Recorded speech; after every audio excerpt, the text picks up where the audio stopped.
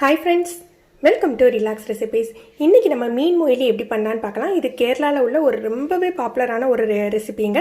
இதை தான் நம்ம இன்னைக்கு எப்படி செய்யலாம்னு பார்க்க போறோம்.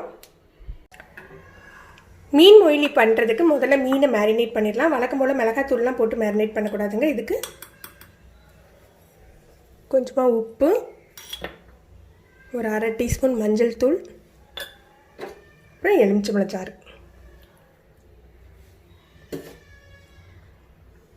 காரத்துக்கு பார்த்தீங்கன்னா மிளகுத்தூள் தான் சேர்த்துக்கணும். இதை போட்டு நல்லா கிளறிடலாம்.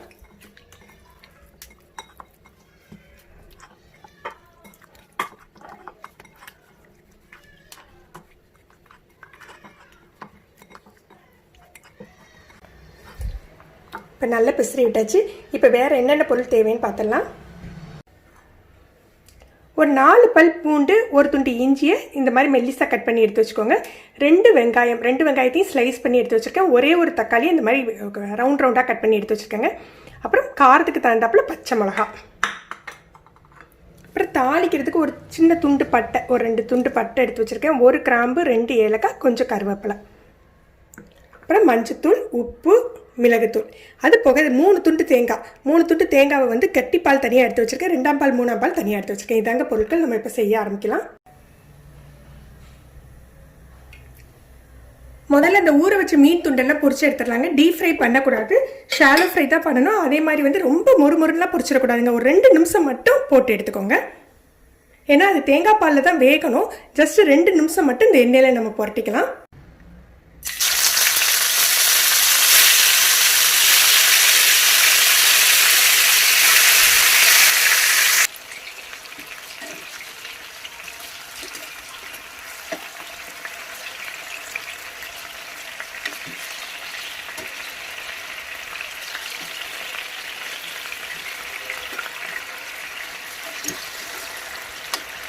இப்போ எடுத்து வச்சிடலாம்.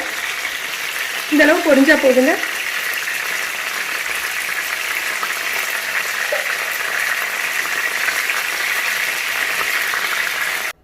இன்னைக்கு நம்ம மண் பாத்திரத்தில் தான் செய்ய போகிறோம். பாத்திரம் சூடானக்கில் நம்ம மீன் பொரிக்க யூஸ் பண்ணோம் இல்லையா, அந்த எண்ணெயை சேர்த்துக்கோங்க. அதில் எண்ணெய் இல்லாட்டி நம்ம வந்து தேங்காய் எண்ணெய் சேர்த்துக்கலாம்.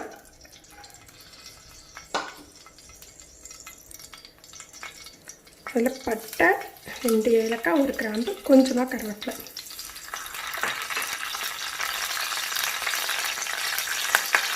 பொரிஞ்சாக்கில் இஞ்சி, பூண்டு, பச்சை மிளகா.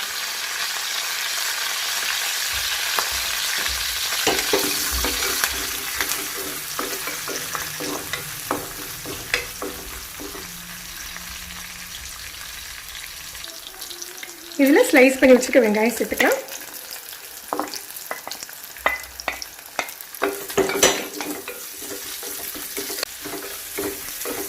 வெங்காயத்தோட பச்சை வாடை போய் அந்த டிரான்ஸ்பரண்டாக ஆனால் போதும். ரொம்ப கலர்லாம் சேஞ்ச் ஆகணும்னு இல்லை.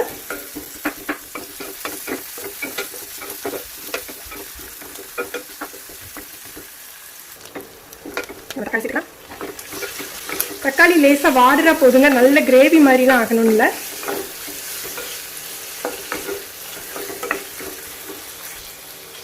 உப்பு,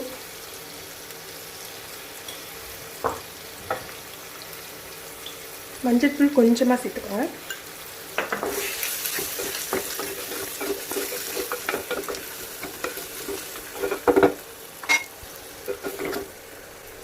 இப்போ நம்ம 2ஆம் பால் சேர்த்துடலாம்.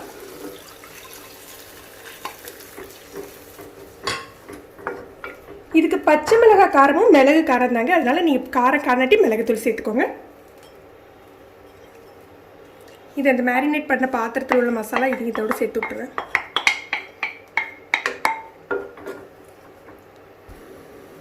இப்போ நம்ம பொரிச்சு வச்ச மீன் துண்டெல்லாம் சேர்த்துடலாம்.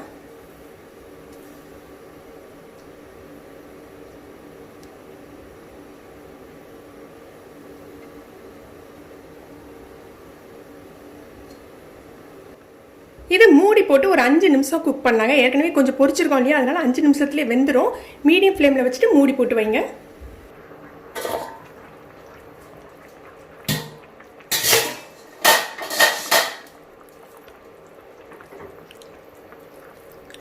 மீன்லாம் வெந்துட்டு நம்ம இப்போ முதல் பாலை சேர்த்துட்டு நம்ம அணைச்சி வச்சிடலாம்.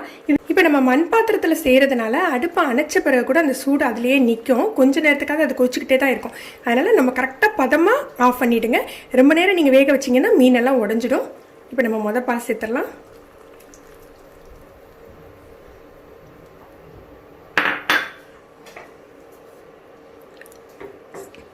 இந்த சூடை எதுக்கு போதும், திரும்ப கொதிக்க விட வேண்டாம். கொஞ்சமாக கருவேப்பிலை சேர்த்துக்கலாம்.